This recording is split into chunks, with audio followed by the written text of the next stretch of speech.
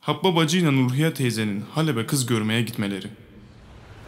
Kelanam Urhiye deze. Dur hele şuradan bir teksi durdurak da eyle gidek Hülüge Kelanam. Ayaklarımız şişti. Bu ne hal kız? İyi de bacım sen Arapça bilin mi ki teksi durdurun kele? Bak sen bilim Kelanam. Hardan bilin kele? Gören de mektep bitirdin benler. Kelanam şu bıldır köye bir ense gelmişti. O örgetmişti cacağa giderken. Dur az şu teksi boş elle hem. Durdurak da binek.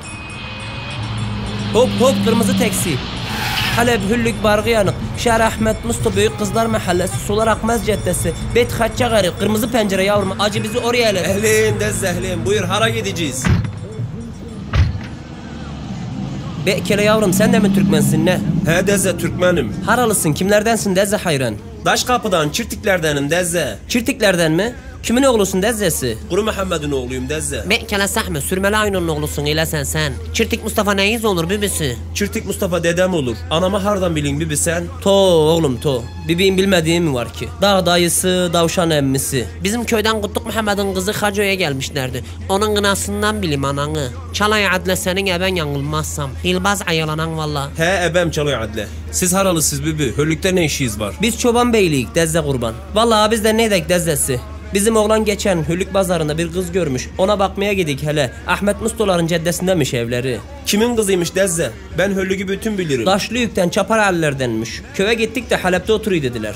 Çapar aller mi? Onlar uzaktan anamgilin de akrabası olur. İyi bilirim. Ha kızı acep. Be sahme kele bibisi. Akrabayız mı? Bizim de akrabamız onlar. Bibim oğlunun baldır bacanağının kızı. Ala gördün mü? Karınçanın kavmi çıktı işte. Sultanmış adı dezzesi. Tamam deze ben ha şimdi size iletirim ora.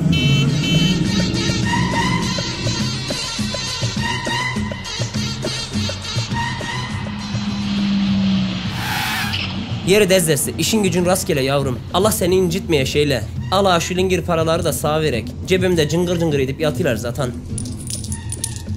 Sağ olasınız deze. Yeri bibisi. Allah hayırlı kazançlar vere. Allah sütü peklere çattıra şeyle. Anana selam söyle. Çoban Bey'den Hoy Ahmet'in avradı Urhiye bibi dersin. Siz de sağ olun deze. Allah kişi kızı nasip eyleye.